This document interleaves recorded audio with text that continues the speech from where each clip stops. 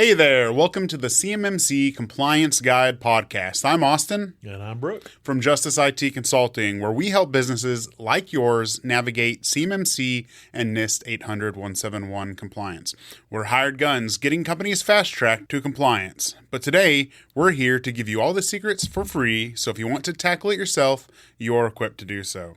Let's dive into today's episode and keep your business on track. Today, we're unpacking the big headlines from CyberAB's September 2025 Town Hall. From the final rule to the service provider risks, new compliance requirements, and what it means for primes and subs, this session has a lot of takeaways. Let's start with a big one. The final Title 48A rule is now published. What does that even mean? It means that 48 CFR that we've been talking about that puts CMMC in place on contracts has been published. It was published on September 10th, and they gave it a 60-day period until it goes into effect. So on November 10th, this goes into effect. And there's 4 phases. First phase goes into effect on November 10th. The next phase, phase 2, goes into effect on November 10th, 2026. This first phase, it's largely what you're doing right now, except that you have, there's some more teeth in it, and there's also a definite timeline that you have to be compliant. It also means that there's a definite timeline on the prime contractors. And so the prime contractors very well may be, how should I say it, more and more pushy, I guess, trying to get their subcontractors to be Level 2 certified. May at some point require it before the federal government actually does. So Level 2 certification won't actually be required on a contract technically until November 10th, 2026. But with primes, it very likely is going to be sooner with that for their subs. That's the big news for the 48 CFR. I also heard there was some confusion on when certification is needed, proposal versus award. It's going to be needed at award, and they'll check on that at award and make sure that you have your certification. The other thing is they've specified you need to have your cage codes right and all that, but there's another piece in there that's associated with it in SAM.gov, for instance, same way your unique entity ID. You need to make sure that that's entered right. You need to make sure those 2 pieces of information correct. They have all the right information in there, especially whenever you get your Level 2 certification, that those are correct. So when they get uploaded, make sure that they show up and they match correctly. If they don't, then you're going to have some problems getting awarded some contracts, and you don't want that. You had mentioned earlier that primes might be getting a little pushy when it comes to compliance. So the town hall made it clear that the primes are responsible for the entire supply chain. How big of a deal is that? It's a huge deal, but it's really nothing that has changed, really. It's just changed, I guess, in enforcement. So the flow down rule has always been there. Primes are supposed to make sure that their subcontractors were the same level of compliance as them as far as a specific contract goes, right? And work on that contract. And then those subcontractors were supposed to do the same. That's always been there, hadn't changed, but this specifically spelled out and said, hey, by the way, you need to make sure you're doing this. So guess what?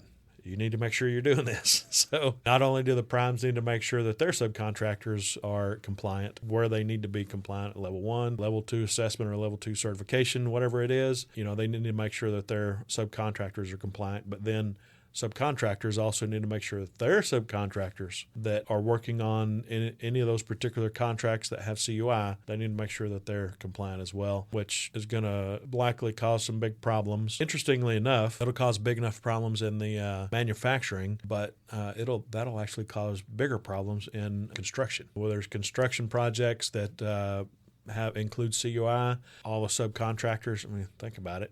I'll just leave the obvious unsaid, but all those subcontractors that are used would have to be that get that CUI would have to be Level 2 certified. So that's an even taller ask of the construction industry than it is the manufacturing industry. So big deal. From what I heard on the town hall, it seems like they really emphasize that compliance isn't just a one-year thing. It sounds like that might have been brought up. Can you address that? Absolutely. And this is another one of those things that has not changed. They're just specifically calling out and saying, hey, by the way, you look at the way the NIST 800-171 is written, just that, leave out CMMC, just the NIST 800-171, look at how it's written. And it's all about ongoing compliance, ongoing management, ongoing monitoring. So it's not a set and forget it. It's not to get everything in place and just don't worry about it any longer. It is an ongoing, monitored, managed compliance is what it is, and they're just reminding everybody of that because I think people are finding out, that hey, we can't just implement a tool or two and then forget about it. It's a whole deal. I spent a lot of times working with new and prospective customers, and I think that is one of the biggest pills they have to typically swallow, is that just what the full breadth of burden is. Yes. For compliance. The documentation, a lot of people come to us for documentation first, and that's a whole nother thing. It's a whole thing by itself, but then the documentation, once you put it together, if you put it together correctly, it says all these things that you have to do and all these money you have to spend. It does. It's typically, when someone's first on the start of their compliance journey, it is not necessarily something they understand. Even if they intellectually understand it at first, it doesn't really hit them until later. Yeah, that has a tendency of not really sinking in, even though that you talk about it. It sinks in, it hits them later. Yeah. Oh, so really, what you were talking about when you said that was blah blah blah. Yes. Yeah. It's ongoing. You have to keep it up. There's a lot of work involved. So yes. Another thing that always comes up, and there's a lot of confusion and misnomers about, I think, is service providers, of which we fall under that umbrella term. ESP is not a CSP is ESPs. what we are. Yeah. Right. And speaking of, there was a lot of discussions about CSPs, MSPs, and ESPs Yes. on the Yes, town hall. there So is. what can you tell us what that discussion was and what the risks are here? Absolutely. Yeah, so to clarify, there's an ESP is an external service provider, right? Okay. And that is any company or service that an OSC, organization seeking certification. So anybody that wants to be compliant, right? Any company that wants to be compliant, if you use a third party to do anything for you, that is an external service provider. So if you use somebody to back your systems up, secure your systems, anything else like that, then that's an external service provider. There's a whole big category of ESPs, external service providers, and then within that, you've got CSPs, MSPs, MSSPs, you name it. But the way the federal government looks at it is there are, among the ESPs, there are CSPs, which is a cloud service provider. Okay, think of Microsoft 365. Think about Google. Those are CSPs. Mm-hmm. That's an easy one to look at and kind of figure that out. And then everything else other than a CSP is called an ESP, not a CSP. So, which really, kudos to the government, I guess. They, that's very descriptive. It's just a weird name to name something, right? But that's fine. So you got CSPs and ESPs, not a CSP. So, things that fall into that category are going to be managed service providers like us, MSPs. They're going to be managed security services providers, MSSPs. Stuff like that. So and those are the two most common what you're going to find. Mm-hmm. But there's a little bit of a confusion as to whether a MSP or an MSSP and what circumstances they might be a CSP. One lead assessor told me, I forget who this was, but that a CSP if just kind of like a rule of thumb, and you might correct this might be wrong, but it was an assessor. And he said that basically if you could go turn on cloud services by yourself in some form of like portal or instant access, then that's a CSP.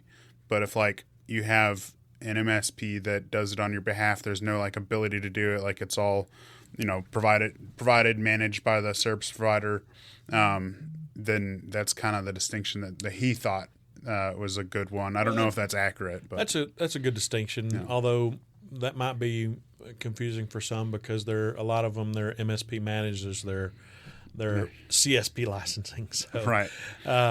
And so that might be a little confusing to some, but that's basic. That's a pretty good explanation. So that's what a CSP is going to be. An MSP or an MSSP is going to be somebody that provides you a service. They back up for you, or they provide security for your laptops or something like that. They may provide some of those CSP services, but at that point, your MSP, if they provide those services for you, they should know whether those are going to contain CUI or SPA or SPD or whatever they may contain, and whether they need to be FedRAMP or whether they need to be whether they don't necessarily need to be FedRAMP, but they'll be included on the assessment and will be assessed and need a CRM or a customer responsibility matrix. So there's a whole bunch of it matters a whole bunch whether you're a CSP or ESP, not a CSP. Mm-hmm. So CSPs are going to, if they contain CUI, they're going to have to be a FedRAMP authorized or FedRAMP equivalent. Okay, ESP's not a CSP. They're going to have to make sure you're going to have to make sure that they provide you a shared responsibility matrix or a customer responsibility matrix, whatever you want to call it, SRM or CRM for short. The government is now calling it a CRM, which is why we started calling it a CRM. So you need to have one of those in place from your MSP or MSSP or other ESP that is not a CSP. Need to have that in place and make sure that that everything is covered there, and they'll be assessed against those controls. One other thing, really, that I just realized is that if an MSP or MSSP holds CUI, processes, stores, or transmits CUI, then they're going to fall in the category of having to meet all 110 controls of CMMC. So all 320 assessment objectives. However, if if they hold CUI, that's going to be like if the MSP is the ones that store your backups on their equipment, then at that point they'll have CUI in their possession, even if it's encrypted. It'll still CUI, as we've discussed before, and they'll have to meet all 110 controls. There are other examples too, but that's the easiest one to think about is if they're hosting your backup. So if they just have access to it, it's not the same thing. So if they're managing that backup, making sure it happens, making sure it completes, making sure they can restore, that's a different ballgame. But if they are storing that, mostly storing, but process storing or transmitting that CUI for you in form of a backup, then they'll have to meet all 110 controls. Otherwise, if they don't, and they're just handling security protection data, and I think I just said SPD a while ago, so SPD is security protection data. If they're just handling that, then they just have to meet the controls for which they're providing to you. For instance, antivirus on workstations or something like that. Mm-hmm. Yeah, it makes sense. I was reading some LinkedIn posts, and it's real funny because people get really almost like political about CUI and CMMC and the decisions that are made by the powers that be. Anyway, and someone is being very critical of the fact that access does not require level 2 certification for MSPs. And so I just thought that was interesting because it makes sense to me. I mean, if you're not holding the football, Right. you just have access to it, then it makes sense that you could use a MSP that's not certified themselves if what they're providing to you follows all the controls, which is ultimately the goal of the compliance, right? So it's not to get everyone certified, it's to protect the CUI and the data, and that's the goal, I think. It is. So, and I think it's just really important that at the end of the day that we go back to intent, and because people get real caught up in like I said, all this weird political and I call it political, but anyway, people like hold a lot of biases about CUI and compliance and everything. But really, at the end of the day, all we're trying to do is just protect CUI with good cybersecurity hygiene, and it's just I think a little commentary for me. I find it funny how I guess religious people get about it. Yeah. Right. One thing I might add is that because I said something about it a minute ago, and you did too just now. But if an MSP has to be does hold some of that CUI, or if they provide a lot of security and they'll be assessed, just SPD, they'll be assessed on a lot of those controls, whether it's all of them or a lot or whatever, however many it may be. That MSP has to kind of think about how many clients they have that are DIB clients and are going to need this, and how many times they want to undergo those assessments, because you'll have to provide documentation and all sorts of other fun stuff. And you'll have to spend time with your client and answer questions. How many times are you going to want to go through that? Or would you rather go get a level 2 certification and be a level 2 certified and be able to say, yep, here's my paper right here. I'm level 2 certified.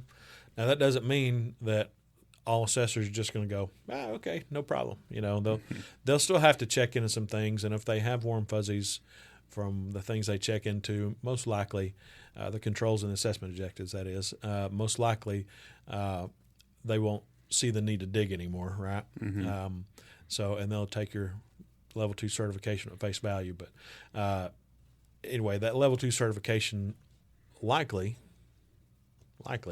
would make it quicker and easier on the assessors doing the assessment, and quicker and easier on the MSP as well. Yeah, it's we're down here in Texas, and anyway, so we have this thing called concealed carry, and so if you, I'm just thinking of where's this going? Thinking of a funny, anyway, something that's like, when if you have a concealed carry, you've been federally background checked, right? And so if you have a license, it's, if you get pulled over, and if you don't have one, the police officer is a little more suspicious of you than whenever you get pulled over and you're like, oh, here's my concealed carry. They're just handing them a background check. So they typically take the traffic stop a little more lightly, although not that they have to perform their job any differently. It's just kind of, helps grease the gears a little bit. And it's kind of like that, where... Which you wouldn't really understand if you didn't live in Texas or one of the other states where you have a LTC. Right. But the point is, it's you don't need the certification, but as an MSP, and you don't have to get rid of your IT provider if they don't have one. But it certainly greases the gears, and it makes things easier. And then you also, like you alluded to earlier, that MSP is going to have to be a part of your assessment.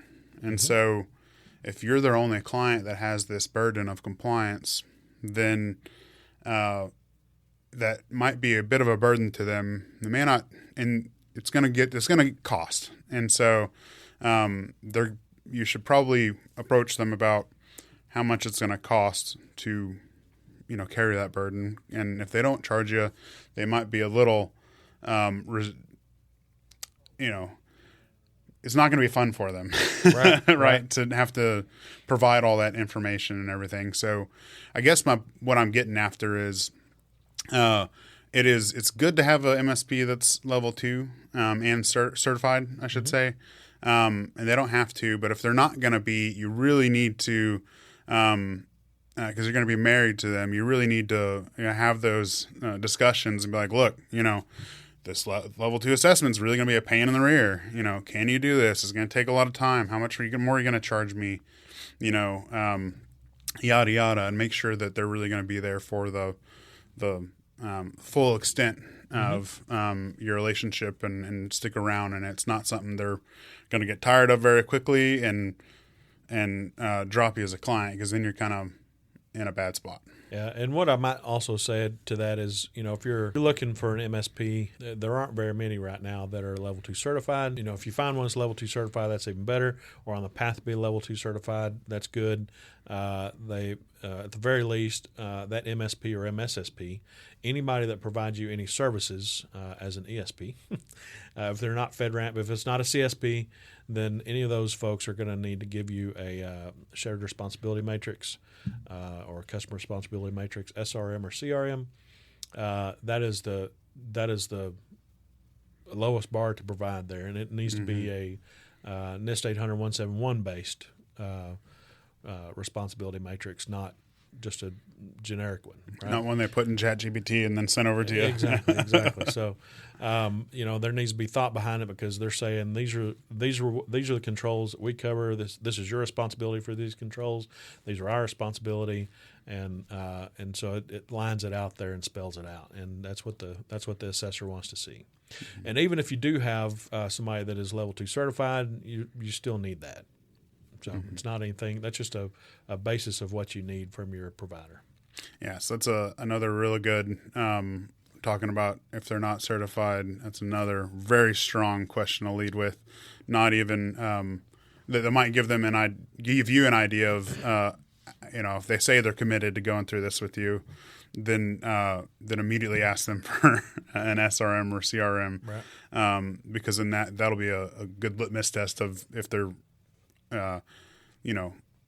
if there actually are, because they may not have realized, what the true breadth of the burden is going to be for having you as a client. And so asking them for that CRM, SRM will really tell you whether they are going to stick around, and also tell them I might want to reevaluate my situation. Right. Yeah. Talking of the government shutdown, what is the risk to CMMC in this whole process? What are the implications going to be for the defense space? The biggest risk for CMMC for the government shutdowns is going to be Tier 3 background checks for CCPs and CCAs. That's CMMC certified professionals and CMMC certified assessors. So those Tier 3 background checks that you have to get, those will likely be delayed. Hopefully not very long. But what I can tell you is it took me 10 months to get mine. And there wasn't a government shutdown. And there was not a government shutdown. Maybe I was a strange character and they really needed to check into me, but mine took about 10 months. They are taking 6 to 10 months right now or so. But as of today, the government has shut down. So that tells you when we recorded this, as opposed to when it's uploaded. But as of today, the government shut down. We'll see how long it's shut down, but it will affect Tier 3 background checks. There's a small likelihood that it could affect when it goes into when the 48 CFR goes into effect. It's already published. It's already live as of September 10th. They put a 60-day date on it, so November 10th of 2025. It'll go into effect. There's not really a reason for it not to go into effect on November 10th, but stranger things have happened. So that may be affected.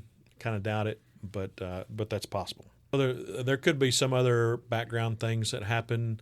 All the assessments they'll keep going as is. Government shutdown doesn't matter because they're not government employees.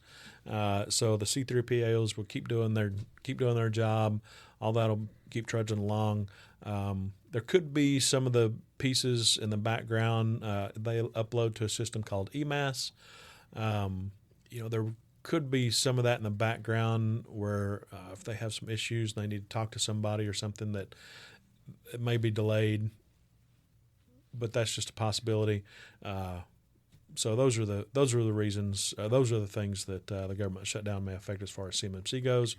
Mostly it's some inside baseball, like I said, with the CCPs and CCAs not getting their Tier 3 background checks in a, quote, timely manner. Because 6 to 10 months is really timely. 6 to 10 months is, yeah. So that's the biggest thing right there, though. Mm-hmm.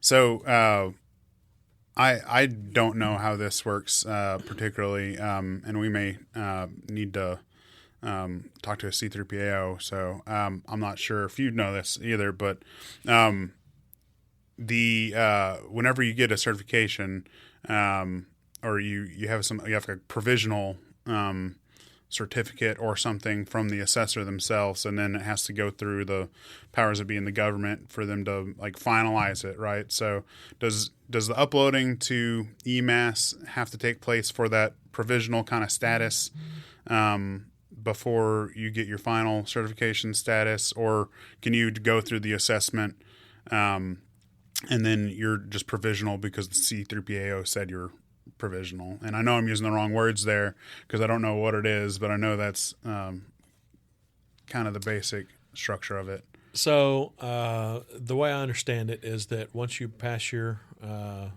once the C3PAO says you're good, you passed, you're good, you passed. Okay. But it does need to be uploaded into EMAS. There's no actual certificate right now. They're supposed to be coming up with their certificate, an official certificate that they give you, although from what I understand, you're not supposed to show that certificate to anyone. So what the heck that matters, I don't really know. But so all that should be good. The only question is it flowing through the systems properly after it's uploaded to EMAS. So so there may be some issues there, but once you get assessed by your assessor and your C3PAO says you're good, you passed, then you're good and you passed. It's just got to flow through the systems. Yeah, so I guess if you're going through that process right now, great question for C3PAO.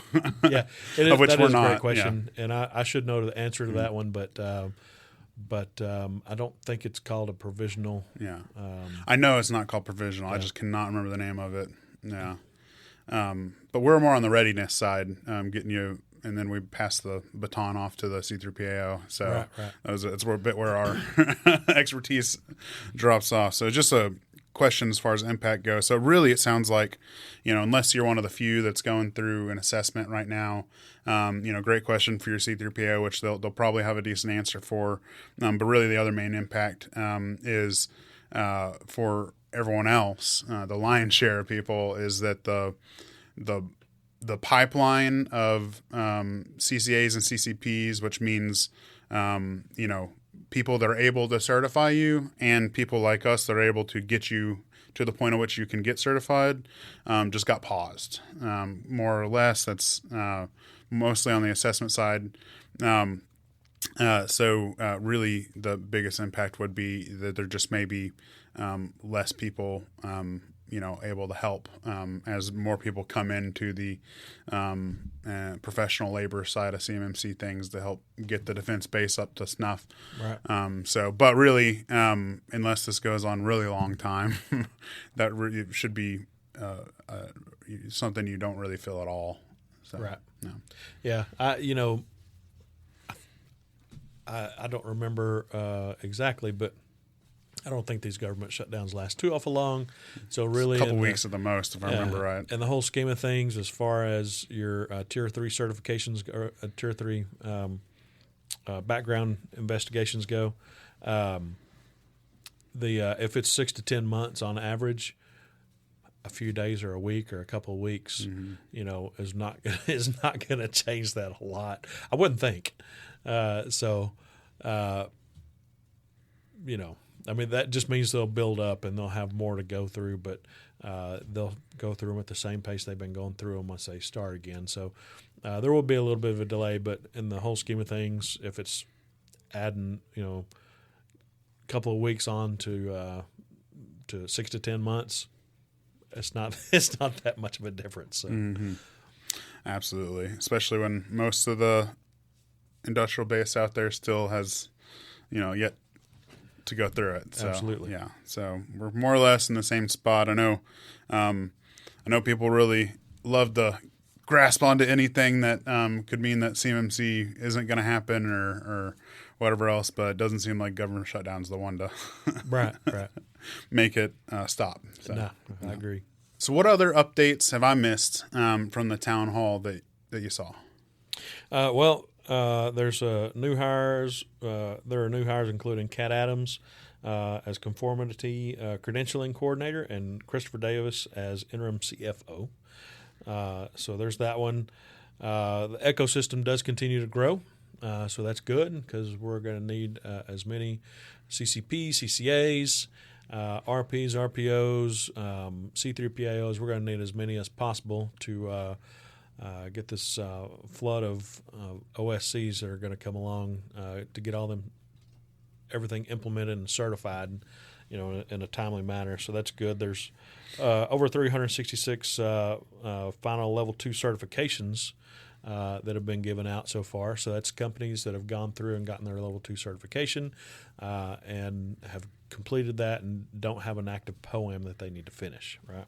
Small bite of the elephant, but it's progress. Exactly. So at this point, there are 82 authorized C3PAOs to do the hundreds of thousands of of companies that need to have level 2 certifications, but there are about 82 of those right now.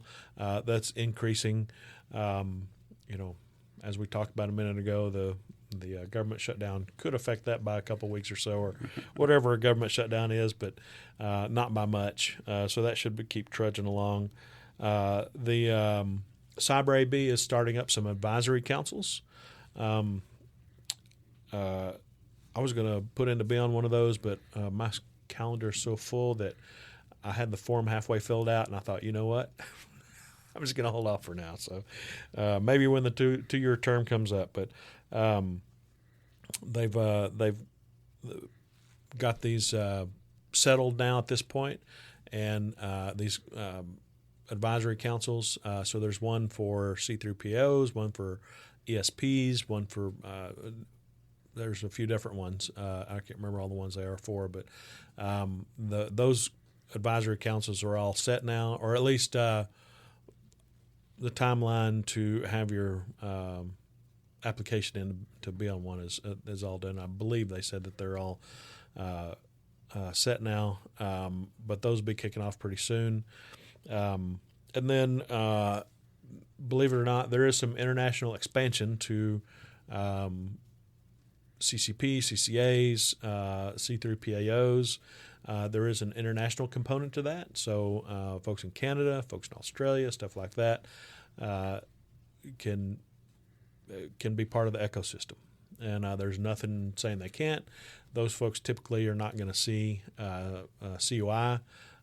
So if it's a type of COI that is dissemination restricted from foreign citizens, like ITAR, for instance, or no foreign, then it should be fine. They should just need to make sure that if when they do an on-site assessment for someone, that there's no COI out there for them to see, right? Or they need to make sure they follow their ITAR regulations as well. But that should all be okay. There was a question as to whether those foreign assessors could assess American companies, and the answer was yes, they can, with the caveat that I just talked about for the COI. So those are some of the main updates that came out. Some of the other updates that came out of the town hall. I think that's it for today, guys. If you have any questions about what we covered, please reach out to us. We're here to help fast track your compliance journey. You can find our contact information at CMMC Stay tuned for our next episode. Until then, stay compliant, stay secure, and make sure to subscribe.